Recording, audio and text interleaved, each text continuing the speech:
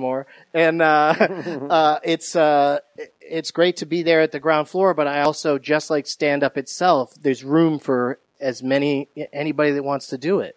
That's part of what's cool about podcasting. I'm not going to come on your people ask me all the time, come on my podcast, strangers.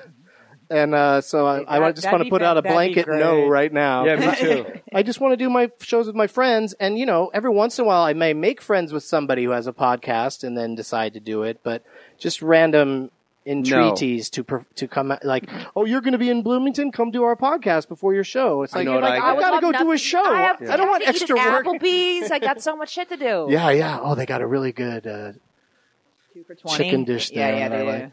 Chicken, his riff gun jammed. No, but he did it really because he emptied it and fucking reloaded it with chicken dish. I love it. We love when riff guns. I wanted the specific name of the chicken dish. Is why that's where the riff gun jams. It's because I like to say the actual name of the thing. Apple pecan, like Bourbon Street chicken grilled, and it's the gentleman actor who does the voice. Let me check my Applebee's app.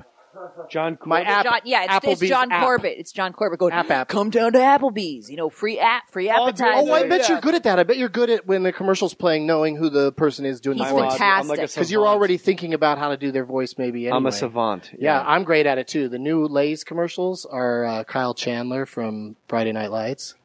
Wow. Are you kidding me? He's such a twink. Pits. Yeah. He's so hot. He's I hot love as that fuck, guy. that guy. He's great. Jesus Christ. I would totally let him be a top all over. I would never let a man have sex with me, but I would. If I decided to break that rule, let me tell you the moment he's up there. My wife decided that I was the guy she was going to date right after Bob. She was in my trailer in Las Vegas, and she said... The first day we had met. We met that day, and now we're shooting at night, and we're hanging out in the trailer. And I was smart enough to stay in her orbit. I was always going to be a moon to her planet or vice versa. I knew I couldn't let her out of my sight. Because she was like John Cusack in Say Anything. Yes. Always checking up, but not and it was so bizarre. He had that odd radio over his head at all times, and it was just like... Yeah, I carried a radio, and I only listened to Peter Gabriel. Oh, God. He's got 3 good songs. But I had the wrong song. I had Digging in the Dirt. Get Sledgehammer out of here. I had Digging in the Dirt. She's like, that's so depressing. Yeah, Sledgehammer, So she said, if I had a dick, would you let me fuck you? And I went, it's you, right? Where is it? Where's the dick? Go get it. Doug Benson, one bag. Oh, Touch 'em all. Doug Benson. Hooray. And basically I said, I had to establish that she wasn't a tranny, that it was just her, a girl that I've been speaking to all day, who happens to have a penis. Now that might not make sense to a listener, but maybe it'll make sense to you. Like, it's Nick, but she just happens to have a juicy... stiff cock. I needed to know. And I said, yes. Yeah, that's a deal breaker for me. And she's, what? If it's... I would not fuck your wife if she had a dick. I don't believe that. First of all, we were falling in love. She's your wife.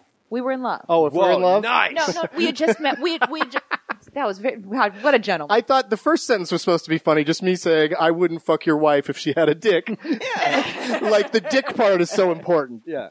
No, she's your wife. I like it. Yeah. Very classy answer. But I told her yes, and she said every guy she had asked up until then was like, I guess I'd give you a hand job. And I was like, no, if it's a chick with like a great cock, like, and you're not gay, like it's you with your boobs and your face and your body, like, well then, yeah, fill it up, let's do it. And every other fella whom I had queried had said, why is everybody holding their laughs on a podcast? They were always saying, yes, you maybe a hand. They would never really go. I'd be brushing my teeth. And he thought, and he said, it's you, and I said, yeah, and he went, yes, you, I would let you, and that was it. I thought, okay, you're the man I meant to marry. How old were you when you first did stand-up comedy, Doug Benson? First of all, I was holding my laughter to give people, bring people down from last week's Kreischer incident. Well, this will be 4 weeks after This will be 4 weeks later? Okay. So hopefully people will be over it by then. We're cataloged way People have ahead. long beards. You are? Who else is going to be on? Nick. Barry Katz comes back. Do you run him out? Yes, have him on every week. Why not? Could you ever run out of stuff to talk about with that guy? Isn't he Probably fascinating? Not. His memoirs would be good. I will say this. You got to give the guy... His memoirs would be better on tape, though. Hey, man. His stories are better when you hear the voice. Can't believe it, man. He is a guy... Barry Katz is one of the strangest guys in the world. He is a singular human being. He truly is a singular guy. But what other manager would sit in a garage and talk about people firing them. Like, none. There's way too much ego and bravado in this business for him. Yeah, or they'd spin everything to make it like, you know. Like, I got Dane this, I did the best job that. for him. Yeah. Yeah. How old were you when you did stand-up comedy? He got him that weird walk-on in the finale of Last Comic Standing one year where Dane Cook just came out and chatted with Bill Bellamy for a couple minutes, and then they showed a clip from his new movie. It was so awkward Like and Good Luck weird. Chuck. It was, I forget what movie it was, but it might have been Mr. Brooks.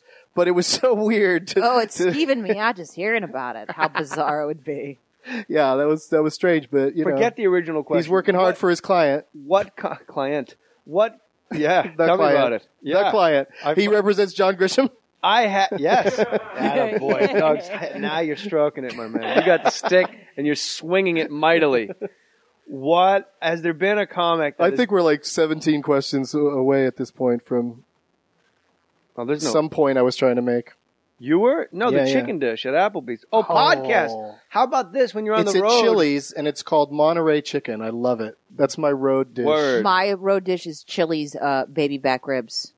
That's not so They're original to like their ribs. They're really good. Yeah, honey. Way to go.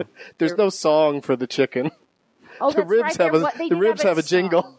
I Yeah. forgot about the rib jingle. You can't bring up Chili's without some asshole going, "I want my baby, baby." Shut see, your goddamn mouth. I did Chili's commercials as a child involving no jingle, so I didn't know about She the did Was commercials Paula for... Abdul in those commercials? She did I commercials. wish. Yes, she was the ribs. She did a commercial for... She did Urkelos. Nice. Get Fuck yeah. I'm a cereal potatoes. fan. I will try any cereal once. Check that shit out, stoners. My wife did the commercial for Urkelos. Did you ever try Urkelos? I probably did, yeah. I wonder if they were what, crunchy what and were delicious. Urkelos? What, like, it was a knockoff Oh, of two Doug. other kinds of cereal, Doug, probably. Well, I mean, I'm how assuming could you? a Cheerio and And then they put something else on it, like maybe put some brown- Lucky Charms marshmallows in them some or kind of something. chocolatey dust. Did I don't know. that? Yeah, every new cereal now, it's just like a couple other cereals that they just jam together. Yeah, it's bad It's like news. There's a new Reese's peanut butter cup every What couple was your months. favorite cereal? Like New when you were a M&Ms. kid? Absolute favorite? That's Like hard. three. Because that was you part of it is I rotated. change it up. Yeah, I You know? rotated three. Okay, Seinfeld. Could you, You get get back the- to the original? Yeah, you get It's more those packs. digressions. You get those assortment packs. Yeah. And the only one I wouldn't eat is Raisin Bran. I don't like raisins and But cereal. now that's the one I like because I'm old and I have to be regular. Yeah. My rotation was Frankenberry and Count Chocula, and then Those I would are great. rotate. There was a four-man rotation. Count Chocula, Frankenberry, and then Cinnamon Toast Crunch, and then Apple Jacks. Like every once in a while, would fucking blow When my you feel brains like out. having the roof of your mouth torn out, you'd have some Apple Jacks. They weren't so bad. Not as bad as Captain Crunch. Oh, and Captain Crunch with would Crunch fucking Berries was the way to go. Obliterate your mouth. Because you eat all the Captain Crunch first and leave yourself just a bowl of strawberry crunchberry juice and crunch berries. I have a- right? I have a Am I question. right? So Back me up, good. ladies. Now, in Peanut butter crunch is great have too. either of you ever Word. done commercials for cereals? never done I haven't done a commercial at all. I used In to my audition life. for them, and then I just said, "Why do I keep putting myself through this?" Yeah, it's just awful. pay. You're never going to pick me. Like someday, maybe somebody will be like, "Oh, he'll be a good spokesman for this snack because the he chicken smokes so much dish. weed or whatever." be Yeah, Hey, how about we for get that Doug chicken Benson dish. for our new chicken dish? yeah. Not then my, I not could my sell the half shit out of rib chicken reference. dish. Yeah. I said that like I was in Breaking too. Hey, gang, why don't we get Doug Benson for our new chicken dish and we'll save the rec center? Love a dance off. Listen, everybody, save the jokes for later. We've got to get to work. Ain't no stopping us. No stopping. No one does it. Have you ever had a comic on the interruption or on Doug Loves Movies that when they showed up, and you don't have to name names, although it would be way better of a story. That just from the moment they opened their mouth to speak, you wanted went, to "This is vomit. not going well." You just wanted to puke. There's been some people that are a little bit of a misfire, but that's another thing about the show. The Doug Loves Movies, I always have like 3 guests on at a time, and they're usually people that are somewhat friendly with each other, if not having just worked together on something. And then on Like the me and Dax Shepard and Kristen Bell on the original interruption I did. What? You cobbled together a very odd show when I did it with you. Well, Kristen Bell wasn't on it. Well, she was. Yeah, you're right. Actually, But Dax dabbles in stand up, so he's been he a actually very good actor as a Sarah stand-up. Silverman told him, I didn't really know him that well. She told him you should be on Doug Benson's interruption shows if you're starting out as a stand up, because you can just get up there and tell the story, and then together you'll find the comedic beats as you go through it. Yeah. Like I'd love to do that with any actor that's about to go on a talk show. Let's do it in front of an audience. Let's run it. And You know what I play mean? like Johnny Carson, and they. Yeah, but be like a lot of them are now. Be like how Conan and Jay are, and that's interrupt and tell their own jokes. You know, that's what I'm doing. Try to worm in your we're own essentially having a comedy material. interview where I'm throwing in jokes also. Right. You know? So Dax would come on, and he's done it like 4 or 5 times, and he's great at it. He's very a kind. natural. He doesn't need my help, but he likes doing it because it's that little extra crutch of, you know. Morgan Murphy was on that show also, and it was the first time I saw her, and I thought she was very funny. Yeah, she's great. Her kind of style is mostly one-liner kind of jokes, like shorter jokes. So in that format, she had to just sort of, you know, riff and make it more. She's more Stephen back Wrighty. and forth. She wrote tweets before Twitter existed. Also, like her jokes are when comics really don't work on The Interruption or on Doug Loves Movies. Is it because they can't take the shape of their container and they are just like, hey man, this is how I run.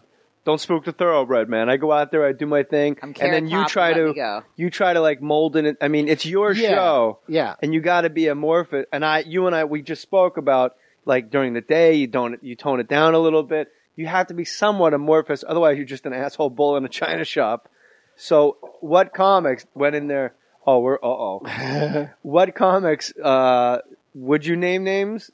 People that went in there. And I was going to give you a good example of someone who I don't have any animosity towards him for it, but his approach just didn't gel with my approach. And that was one time Mike Birbiglia did the show, and he does these incredible one-man shows that win lots of awards and stuff, and Nathan Lane helps out. But regardless of Nathan Lane and Birbiglia both have something in common, and that is beautiful singing voices. Both suck. See, this is why I shouldn't have named names, because then you. No, I said it, but I'm only kidding. I never make fun of comics. Anyway, my best friend Mike Birbiglia. Yes. No, I don't know him I would well. never have sex with Mike Birbiglia. He's always been very nice to me. If he had a dick, I would never have sex with him. You prefaced it in a very kind way. You said he's terrific at what he does. Our styles did not gel. Yeah. That was a very... Because whenever I jump in and say something, he would take a beat, let that get its laugh. Sometimes he wouldn't even take a beat, and then just go right back where he was. So he's doing a one-man show. He was working out a set for something. But he does all these off-Broadway shows. So he had no listening concept. Yeah, well, it became irritating because he started kind of acting like, hey, stop interrupting me. And it's like, well, that's the premise. Was he wearing a hooded sweatshirt? I don't think so. I forget what he was wearing, but you know, it didn't get ugly or anything. You know, the first time Todd Barry did it, he kind of went into, apologize. Doug just said something to me, so I'm going to treat him like an audience member said something to me, and I'm going to put him in his place. When he makes that scrunched up face? Yeah. Pretended like you're a heckler, essentially? Yeah. He just would but he'd say funny insults back at me, but then after a few times, it starts to get, there's tension in the room, because we're not there to... bizarre animosity. We're not there to roast each other. Gentlemen, yes. We're trying to have fun. Todd's not the most comfortable guy in society or on stage. But he's been on since after I talked to him about it. Because, like, in the case of Birbiglia, I'm just like, I'm not going to try to talk him into doing it differently for me. Right. But in the case of Todd's like, hey, I'd like to do your show again. Like, he thought it was a positive experience. Apologize. I want to do your show again. And, boy, he is somebody that when you're out there now on the road and you see newer comics, a lot of people, are sort of lifting his cadence. Yeah, that scrunched up angry face. He's the new way you say things. Like how Seinfeld or Leno used to be lifted by a lot of people, their cadences. Where you go up at the end of everything. Now you're just everyone's so dry. How about for a while? Everyone's just so dry. Every Boston comic would shake the mic on the punchlines. Did you ever pick up on that? They'd go, folks. Like Nick DiPaolo still does it. Nick DiPaolo, one of my favorite comics. Those little mic circles? When the McDonald's start hammering the handicap, you know what I mean? Like they shake the mic back and forth. Yeah. And it's because the old guys were all coked out of their face, like Lenny Clark and Steve Sweeney's. They were all like super fucking drunk and like coked out. So they did the whole act and they just started doing the whole act like this, okay?